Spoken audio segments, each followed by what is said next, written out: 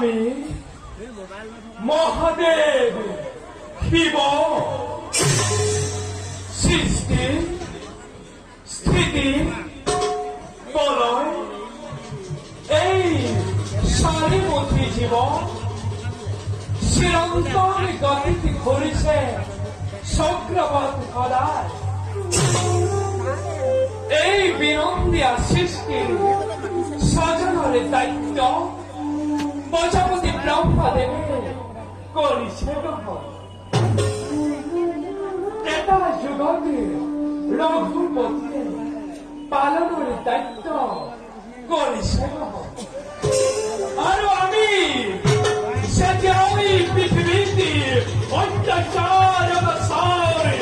ব্যভিচাৰ আদি কাম কৰি উঠে আমি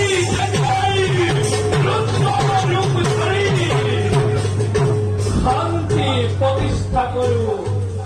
ধৰাৰ বুকুত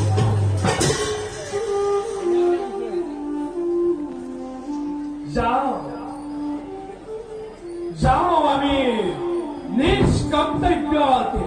সমগ্ৰ হয়